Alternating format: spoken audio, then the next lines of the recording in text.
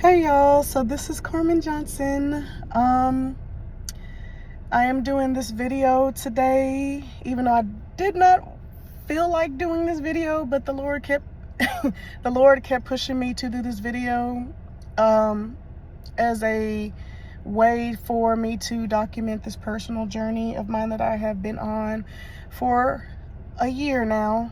It's been a year now, making July 27th. So yeah. It's been a year now for me on this journey that I have been on, and it is a way for me to be able to provide a testimony and to help others who have been dealing with what I've been dealing with for over a year. So with that being said, I'm gonna go ahead and get right into it. So for those that do not know, before this month ends, this month is Fibroid Awareness Month, and last year on July 27th, I was diagnosed with having fibroids. For those who know. For those who do not know what fibroids are these non-cancerous tumors that grow either within or the uterus or in the lining or the walls of the uterus in women. And from what I have learned about fibroids, it's not an easy thing to deal with. A lot of times, what I've gathered is a lot of women, especially women, African American women, do not know they have fibroids. Fibroids are these tumors that can grow in an abnormal size, can grow in abnormal sizes. I found out that I had two last year in July, and this past May, I found out that I have a third one that just have appeared. And the two, from the initial two, one of them have increased in size. And how I found out that I had fibroids, I was experiencing prolonged bleeding. Normally it does not last that long for me during that, time of the month for myself, but I noticed that I was bleeding for more than about 2 weeks, and I was experiencing also a lot of blood clots, and it was very concerning. It was very painful. I was in excruciating pain, and so I had went to the doctor for it, and that's when they had told me what I had. I didn't know too much about it. I've heard of it, but I didn't know too much about it. I was told it's very common, which it is. Fibroids, they are very common in women, especially African American women. From research of what I've seen, is around 70 to 80% of African American women do develop fibroids. Now, how they come about, the main way they do come about, I have seen, is that the fibroids, these tumors, they feed off of hormones. Like estrogen is what we as women produce in our bodies. I think it also mentioned progesterone, but definitely estrogen. These are things that are produced in the body, and they feed off of that. Whether that's what's being produced in the body or it's coming from an outside source. And that can be, even from food, because some foods got a lot of hormones in it that we don't know about. Other ways I've learned that how fibroids can come about, I mentioned like diet. It could be food. It could be family history. I've learned in my family that there's family members of mine who have also dealt with fibroids. It could be environmental factors, and the list goes on. And the scary part about this for me, what I have learned, is that how they can grow in abnormal sizes to where you will look as if you are pregnant.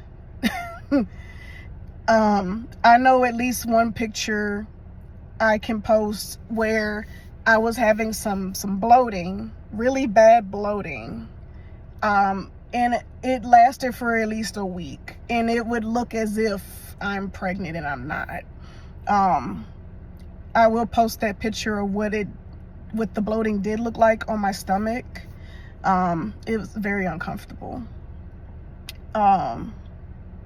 What else? Yeah.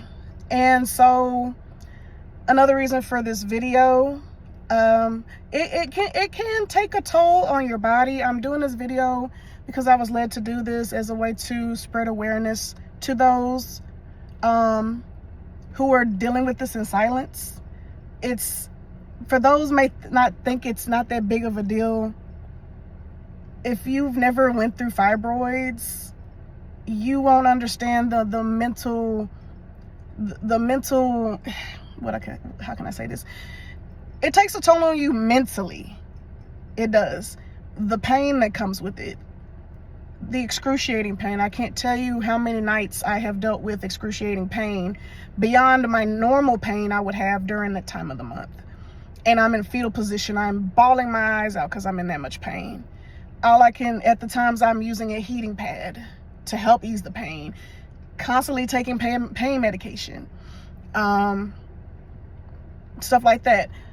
Bleeding for prolonged, bleeding for so long that I'm now fainting. I've become anemic because I'm losing so much blood. I will say over the few months after finding out I had the first two, all of the pain kind of went down some, but it would still kind of come and go here and there. But since I've had the third one, that's created other issues. Now, that third one that was found added more to my plate, as well as the one that went from being 6 centimeters to now 8 centimeters is now pressing down on my bladder, which now causes me and have been causing me pain here and there. So that's something else I'm having to deal with, and frequently going to the bathroom. When I say I'm getting up, seem like every 10-15 minutes to go to the bathroom, doing that as well. And it gets tiring. It really does. It gets very tiring for me. It gets very annoying for me, not gonna lie, having to get up so often to go to the bathroom. So that's something I'm also dealing with. I will say that the pain has kind of eased up some for me lately, so I am definitely grateful for that. But it's this whole year of trying to figure out how to go about getting rid of them, insurance, trying to find someone who takes the insurance to help with removing them has been a challenge for me for a year. However, by the grace of God, I was able to find a doctor who specialized in removing my fibroids and takes my insurance. And so I'm grateful for that. And that is something else I want to kind of document on my journey with this, because of the fact of I've already dealt with enough for a whole year, and knowing that if I keep these in longer, they can grow larger than what they are now, and can also cause other issues down the road for me, like pregnancy, like infertility issues can be a problem for me down the road. More pain, more irregular times of the month for me, and whatever else may come with it. me personally, I don't want to deal with any more of that. I feel like I've dealt with enough of that for a whole year, and it has been a lot. So I say all this to say, you know, if you were somebody, a woman, black women, African American women, women of color, women in general, if you are dealing with fibroids, or if you don't even know if you have fibroids, please go see an OBGYN. Get regular checkups, you know, because there's no telling when I even had these fibroids. If they were probably there from my teens, my 20s, I don't know.